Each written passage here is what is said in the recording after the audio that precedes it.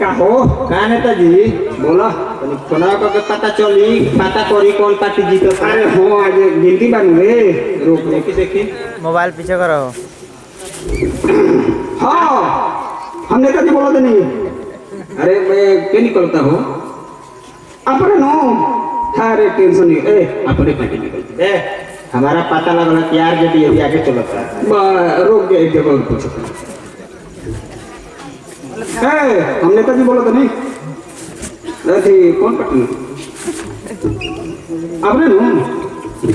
ठीक है ना भवन पट्टी है नाम धर्म में लाज लगता बड़ी यार बौरा हमारे जब तू जान जाएगा हम बेमतलब पार्टी से बानी बेमतलब पार्टी निकलती यार बौरा चल हो धान पीटे के बाद आगे काम कहे माने धान पीटे वाला हम तोरा लोग कहता नहीं है। दो चार गो आदमी आई बड़े है चुनाव के गिनती बाई के धान पीटता नहीं आई ना बोलू। अरे तू तो खाली नेतागिरिये में रहल चाहे लो ना तहरा साथे धान पीटी ये काम हम तो हरो नेते के भूत कपार पर सवार रहता तो का कर दे रे मंझिला बेटा धान पीटत पीटत परेशान अरे तो लइका बा तो पीटी ना बोले हम लइका देते नहीं भैया माले आगे। अरे देख देख देख अरे तू हुन लोग कई का कैले रहल सुन देख पार्टी कैसे हाँ नेताजी बोलता नहीं ए तो कौन पार्टी है अपने नो देख ले अपने पार्टी जो सीता हाँ महागठबंधन आगे चलता हूँ। अरे मर्द तारा कुछ पता बा अरे तोरा कोनो ने का न्यूज़ दे तारे फालतू के चलेगा कि ना हो। सुन हम ना जब डांट न कर अरे हमरा जोरे वो सही बेटा बेटी जोरे वो सही आ माँ हमार माइयो बाबू जोरे वो सही तो बढ़िया से ना रहबू सा तो हम का कर बता तू नैहर जाए के नाम ले ले तो तुरंते वो भमक जाला ना हम तो तारा के रखले बनन सही गोड़ी दिहन जा एकदम बाबू वाला ढांचा धैले बाड़ा ना तहारा ढांचा खोली हुई भाई बड़ी तेज। अरे वो तो छिपा फेंकते रहो इहो छिपा फेंकते छिपा का ये बिगने दे उ सब गुण हमार में लिखे ना चल धान पीटे। अरे चुनाव के गिनती बा आज हम कही ना देबो सुनो तब हम का कहते हैं अब सुना रही तुम बैठल बैठल सैया बतियावेला राजनीति। अरे बैठल बैठल सैया बतियावेला राजनीति मंजिला लइका अकेले घरे में धाने पीटी। अरे बैठल बैठल सैया बतियावेला राजनीति मंजिला लइका अकेले घरे में धाने पीटी हो। काम के समय फरार रहेला काम के समय फरार रहेला सांझी के सैया बाजार रहेला हो। काम के समय फरार रहेला सांझी के सैया बाजार रहेला। क्या करबे घड़ी घड़ी चुनाव चलत रहे ओने बिजी रही आज गिनती बयान खजान छोड़ दे शाम के बाजार यही से कहाँ डालो तारे ऑफिस के का तू ना उता हमारा सालों के हुए और एक दिन के ना हो बाजारे तो जेबे करेला सालों सानी सानी।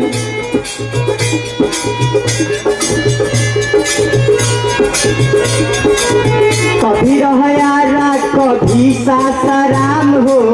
घर के परिवार बा परेशान हो। का करबे नेतागिरी में बानी पैसे पढ़ाई के न पड़ी घरे रही नेतागिरी करे से चल जाई। ए देख हमार बहुत वैल्यू बा देखो भाई हेलो हमन कहां लड़ जाता हां कौन बड़ी जीता हो अपने हो देख ले के जाने अपने पति जीतता कभी रहयारा कभी सासाराम हो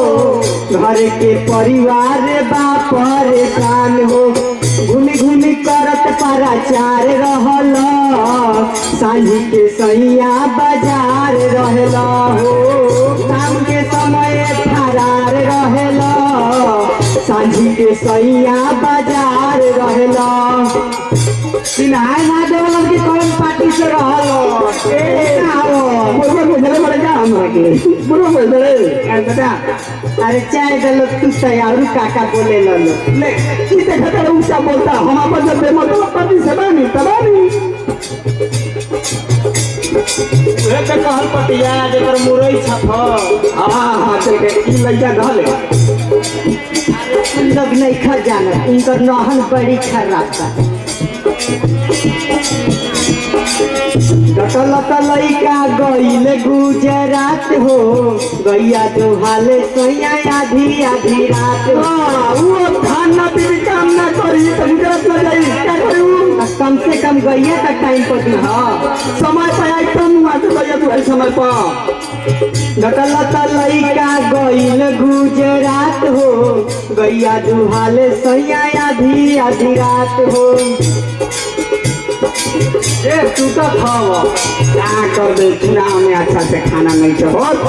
गाय दुहे अरे लाख बिरयानी गाय ए बूढ़ा डटल लइका गईल गुजरात हो गैया दुहाले सोया आधी आधी रात हो घास ले आवे ना बाधार अइला घास ले आवे ना बाधार अइला सांझी के सैया बाजार गइला हो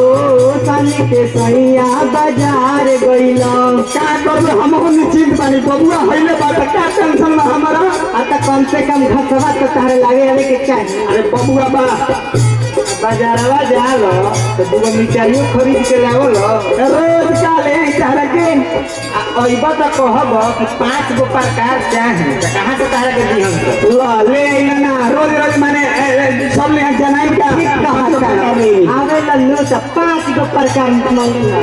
काम न दमारे बजरिया पजल पे इनको हरियरो मिठाई ले ले आइता शिकायत क्या कराई लौका का सब्जी कहूं कि फोड़वे पर के अच्छा लागेला और इनकर सुन लो सुबह उठी सैया कर तार जोगा